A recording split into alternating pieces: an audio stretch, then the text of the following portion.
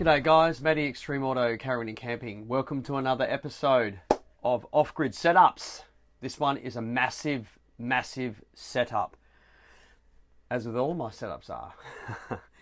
But you know, they're all different, and you guys can scroll through the videos and see that. And this one is no exception. What have we got going on down here, you might ask? Well, there's a lot.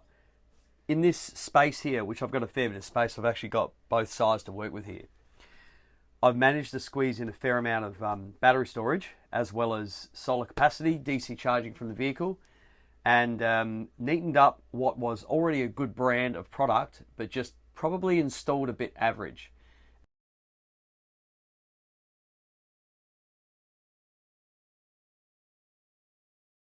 But now we've done away with that system, and these guys wanted a lot more power, right? They wanted an inverter, they wanted to be able to run their air conditioner, microwave, toaster, kettle, you know, all of your mains power devices, washing machine, hairdryer, all of this off-grid at the side of the road. And we've been able to achieve that with this setup. So this is a titanium hardcore. For those of you that are not familiar with caravans out there, the titanium name is an excellent brand of van.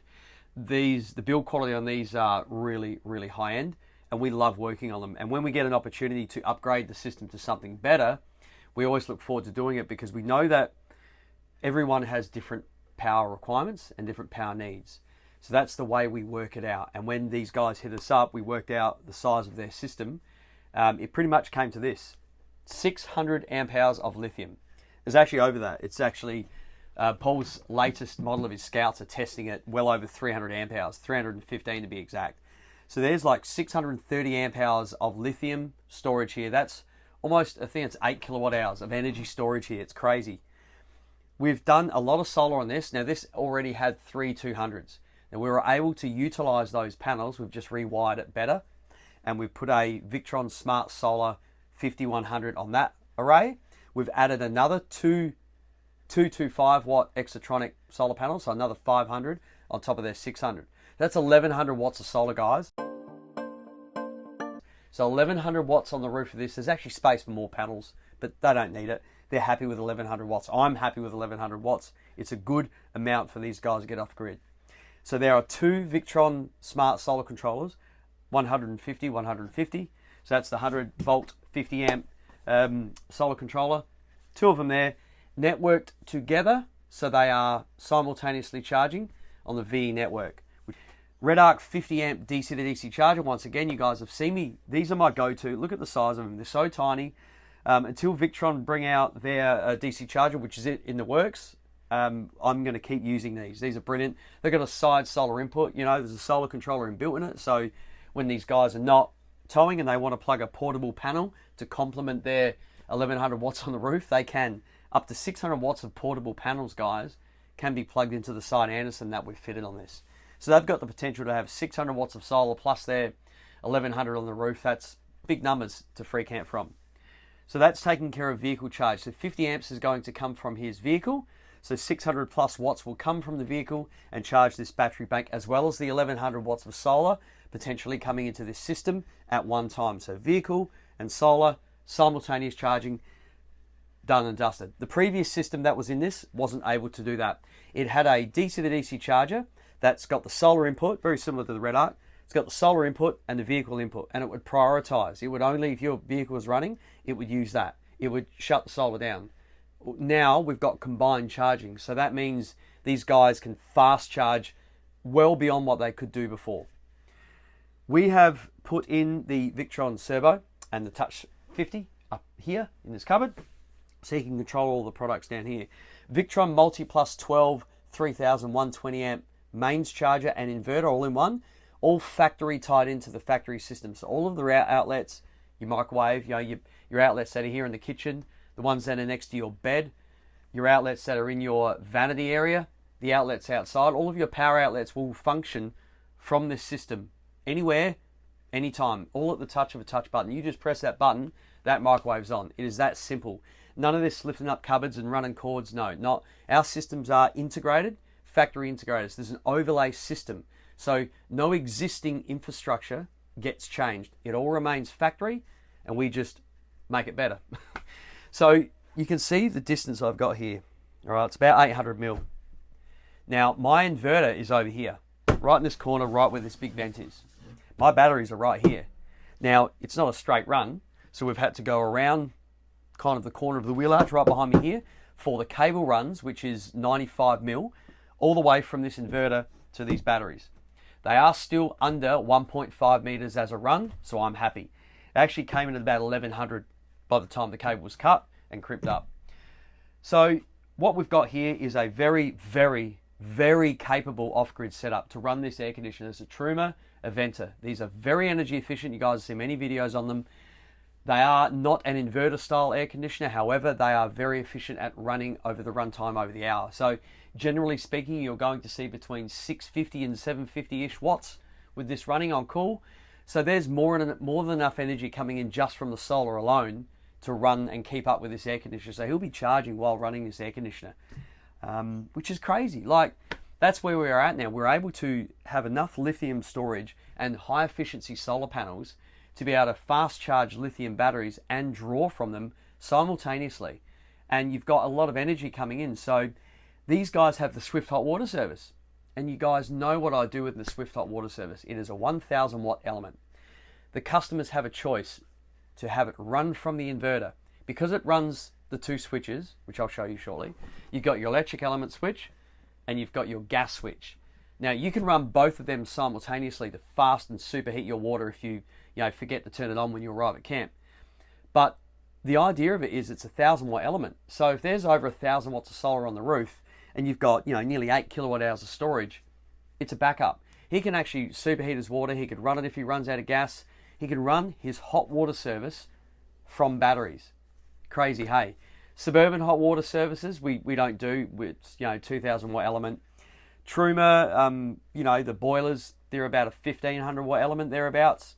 You can still do it, just uses more energy. But the Swift being 1000 watts it's not that bad. I'll turn it on and show you what it draws. It's not a deal breaker, especially with this amount of solar replenishment and this amount of battery storage.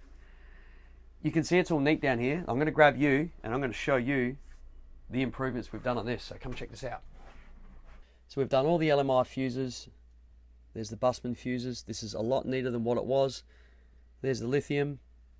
There's the solar controllers. Labelled, ready to go, much neater, more presentable, easy to work with. Happy days. We are very happy with how this off-grid setup came up. Now these guys wanted their Touch 50, the interface hidden, so what we've done is put it where all of the other items are, just to keep things neat and tidy. It actually looks really good up here. Very happy with how this one's turned out. It's titanium. And we're on the grid at the moment. We're at the Caravan Park, so we're charging at the moment. Got these guys to free camp last night when we completed, basically just to test out this system. And they were actually running the Truma Aventa on heat. And we actually ran it before I left for about 3 hours, 2.5, 3 hours. And then they ran it during the night for a few hours here and there. And when I left, it was 80%. And they're down to, I'll let the focus, 56%. That's pretty good. And we're getting, no solar. It's a rainy day in Adelaide again. I have rain all on the windows. We have water, overcast. I'm going to get no solar yield on this thing today.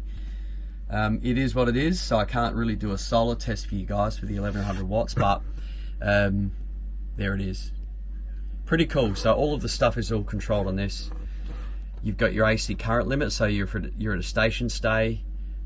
You bring that down to 10 amps there, and you accept. So that's only going to pull up to 2,000 watts from the grid. So very cool to be able to do that. And obviously, if you are on a 15 amp supply, you bring that back up to 15. And then AC mode, which is here, and you guys know all about that one. So AC mode on is automatic. Charger only is when you're at a caravan park, and inverter only is inverter only, and then off for servicing. So back on for auto. And there's the Swift hot water service. So this these guys wanted the option to have the backup so they can run their hot water from this system, because there is, like I said, nearly 8 odd kilowatts of energy under here and over 1100 watts of solar. So they're able to run this if they wish.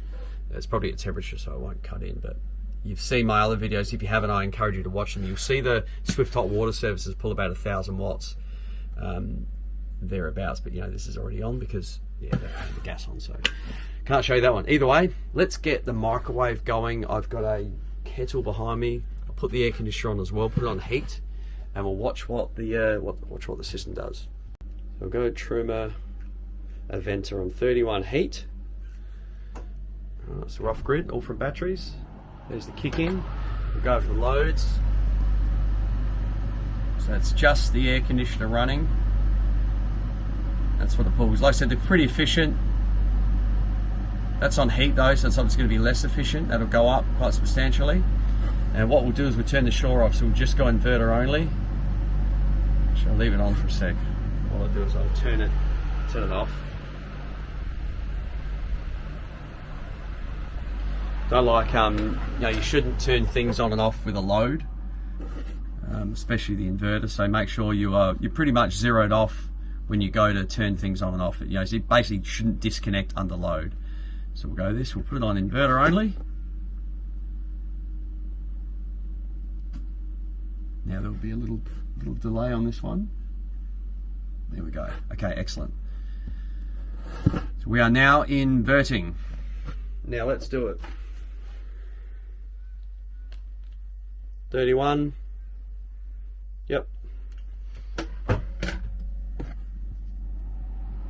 Just while I'm waiting for the AC to kick in again, these guys are set up on the VRM portal, so they're able to monitor this whole system as to am I, to update all online. So we've got it set up here, and you can see all of their fridge temp sensors. Because we've got the Ruuvi tags in this as well, so these guys can see their fridge temp, their freezer temp, anywhere in the world, all online. Very easy to see, very easy to understand. They can also see their solar yield, what's happening with their solar, and everything that's reported. You can set up graphs so you can see whatever is going on, logs of history, data for any control that you want on this, firmware updates, whatever you want. It's all done remotely. You see the battery temp, battery area temp as well. So we've got a little temperature sensor down in the battery area for these guys. So I'm able to monitor temperatures down there and control lots of different aspects of the job. And also I got the remote console, so I can actually go into the settings on this and change parameters on all the solar controllers, the shunts, the inverter. I can go through and change parameters all from my phone anywhere in the world. Very cool to be able to do that. That's just cut in. I don't know if you heard it, but I'll flip you around. So Truma Aventa running, so 770 odd watts. It's on heat, guys. It's like not super efficient, but like I said, just showing you what it can run. We're running it without any dramas. These guys are going to fit a diesel heater, so their efficiency will be even better. That's what's happening at the moment. Cool. So what we'll do is we'll put on, so we'll leave that running, and we'll go microwave. Oh no, bugger it, we'll go kettle. Yeah, that's 2,000 watts. So kettle, back up to the screen. So kettle and air conditioner at the same time, all from batteries, guys. Take note of what it's pulling. Okay, back to the main screen. Now kettles, we all know, don't run for hours on end. You're only boiling water, and obviously the less water you put in it, the more efficient it is, and you'll learn to have your efficiencies nailed out.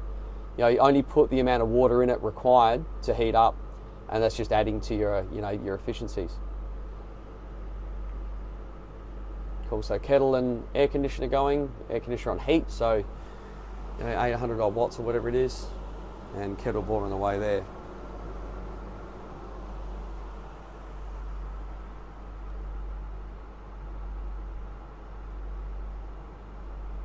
Alright, so we shut down the AC,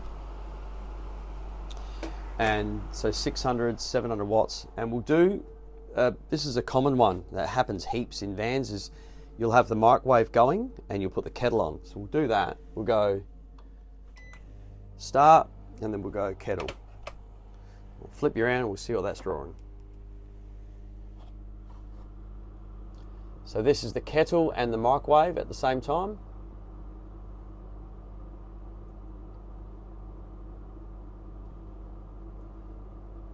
Try and get it to focus, guys. Sorry about this. There we go. All right. I think the glare's setting the camera off. Either way, that's so microwave there and kettle at the same time. And that load will disappear. Cool bananas. So stuff like your washing machines, you know, all run from the system quite easily. You know, hair dryers, got a compressor fridge here, 12-volt compressor fridge. This is pretty much indefinite at 12 volt. It'll run, you know, because it's 12 volt, it's efficient. You don't have to worry about energy at 12 volt anymore with a system like this, of this caliber. And if these guys get their Starlink or mobile internet, they can just Wi-Fi hotspot this to have it on the internet, so they can monitor it remotely if they wish. There we go, guys. What a beast of a system. Over 600 amp hours of lithium, which is 8 kilowatt hours, 1100 watts of solar, all of the Victron products, Redarc 50 amp DC charger from the vehicle. That's all on heavy cable. We had that going before. So these guys can run their engine and have solar charge at the same time. It's raining now, again. Now putting in 135 watts from an 1100 watt system at 8:30 in the morning. It is what it is. I can't control the weather. But what you can control when you're free camping is obviously your engine. So if these guys were about to hitch up and drive 4 hours, they're going to get 50 amps an hour plus the solar. So they'll replace 200, maybe 250, whatever amp hours into the battery bank. Well, they're at 56%. So I know they've used just under 300 amp hours. So these guys, if they drove for 4 hours with no sun, they will replace that 200 odd amp hours. That's getting close to full. Remember, they are lithium batteries. You don't have to be frugal with them like crazily, keep them at 100% the whole time. You can cycle between 20 and 80, 30 and 70, 20 and 70. Pick your number. You don't have to fully charge these to 100% all the time. You live within a wider window compared to an AGM or lead acid equivalent. And that's another reason why lithium is amazing. Fast charge it. You've got more of a window to play with. You basically get that whole 600 amp hours these guys will get as a capacity, as opposed to 50% of the old lead acid or AGM. So they've got lighter weight batteries but more usable energy from them to run their air conditioner, to run their coffee machine and microwave and kettle and hairdryer and all the stuff they need to run. They don't have to worry about it anymore. It's pretty much set and forget. You can set an alarm on the battery monitor. So you could set a 50% alarm. So this screen will beep at you and let you know that you're at 50%. It's an audible alarm, so you will hear it beeping. So an example would be if you go to bed at night and it's stinking hot and you want to run your air conditioner and you're worried about energy, set a 70% alarm. Whatever you want, you can do it all on your smartphone. Set an alarm and go to bed. When it beeps at you, you will consciously know what percentage of charge you have hit without even looking at the monitor. And you just grab your remote and turn the air conditioner off. Go to bed, sleep in. You can do that any second of the day. All you do is open up your phone, adjust the setting, and it's done. I run a 50% alarm, so when it goes beep, I know I've used 400 amp hours. These guys have got 600, so if they set 50%, they've used 300 amp hours. It doesn't take rocket science to work it out. You just play with it, and you can do that. Once you've got a system like this, you've got so much freedom. And booking into caravan parks, you're no longer limited to powered sites. Usually they're the first to book out. It's common. They've always got unpowered sites available. And usually, fun enough, unpowered sites are actually in a really good spot. Either right on the front of the beach, where they haven't run power to, and even water. Even if there's no water, it doesn't matter. Just fill up and carry a bladder with you. My point being is when you've got an off-grid system like this, you're able to have more freedom to get into places. Even if you wanted a power site, you just go, oh, I'm going to free camp until there's an opening. It gives you options to still, you're not limited anymore, right? You are limited to water and that resource. So if you can carry enough water and manage your energy properly, you are running indefinitely. When I say manage your battery properly, if it's overcast for a week and you're receiving bugger all solar like now, well, you're not going to go crazy with your energy and run the air conditioner all day on heat. You start looking at diesel heaters, gas heaters, stuff like that. Running your inverter uses energy, and that's why having a very good battery monitoring system like this, you're able to manage it properly, so there's no worries and anything like that. So titanium, guys, I love working on these vans. We've done a few of them. They are built well. If you guys get the opportunity to check out titanium caravans, you know, get on your hands and knees, lay on your back, crawl underneath, open up the cupboards, inspect the work. They are built well. You look at all of their sealed corners, you know, they run all of the silicon sealing around all of their cupboards. They're very smart. They understand that these are a bush van. You know, they're going to take this thing bush. This has the Cruise Master airbag set up with the airbag man, so they can, you know, level it up quick and easy. A great setup. And now with all this energy, they don't have to worry about it anymore. They got a slide-out kitchen with an induction cooker on it. Hey, blowing a gale, induction cookers are the best, because usually when you get the outside kitchen, if you're at the beach, there's usually wind at the beach and your gas is blowing out and it's a nightmare. Well, you have to worry about that with an induction cooker outside. The air, the wind doesn't blow that flame out. There's no heat loss, there's no energy loss. So induction cooking is the way to go. Air fryers, you know, they're getting more popular. If you don't run one at home, you know, take it camping with you. It's quick and easy to be able to just, you know, put some veg in there or whatever you want to put it in there. Look, it's early, solar's on its way up, 140 watts. I did hit like 600 watts yesterday, but the sun's very low. We're middle of May and the sun's still low, but to hit 600 watts from an 1100 watt system when the front panel is actually facing away from the sun, so that's south, right, and the sun's over there, that's north. So we had the sun kind of arc across the sky. So when you have the split solar controllers, one of the 600 watt array was putting in more than the larger array. So sorry, the 600 watt array was putting in a lot more than the 500 watt array. Not by like a little bit, but by a lot. It was doing the most of the work. But if that was tied into one system, you would get charge efficiency issues because of the shade. And that's why we run the split solar controllers too. It's a tracking system, you know. MPPT is a tracker. Its job is to take the voltage, the PV voltage, and load it up and, you know, take the load off and watch the power output and hold it at its maximum power point, and it'll track it. When you've only got one tracker, it takes into account everything attached to it. That's why you get issues with shading with one controller. When you start splitting your arrays into appropriate setups to avoid your shade and different voltages, the outcome is, well, the power that you guys have seen in my other videos. We get big numbers, guys, from the setups that we do. We network the solar controllers so they work simultaneously, and it's all done through the VE network. So once again, Victron, like, these guys just nail it every time. Their setups are perfect. We love fitting it. The quality speaks words. You just got to take the stuff apart and have a look at the quality of their product. It's the best. And, you know, our fit outs are pretty neat. Bit of an OCD thing, but, you know, we try to do the best we can. We've tidied this up. This had the end of drive system in it, and this is so much, not a brand thing. This is just bigger in capacity, solar, charge rates, the name. This you name it. This is a big system. So hope you enjoy that one, guys. Like, subscribe. I'll keep the videos coming this year. We've got like off-grid jobs booked out for well over a year now. I'm doing a half lap next year. A bit of a trip over to the west for about 3 months from Easter to June. So that's I'm taking time off. So we're already starting to take bookings into July 2024 as this video goes out. Middle of May. You know, to be booked out well over a year in advance is phenomenal. And I got to thank you guys. Like, thanks for, you know, supporting us. We're only a small business. We're only a small setup. You know, just me and Riley. The amount of work that we get done is unbelievable. He is a gun. I'd be lost without the bloke. I'm very happy to have him. Very fortunate to have him. So he's not in many of the videos. I think he's camera shy, but I might get him into it soon. But yeah, enjoy, guys. Thanks heaps.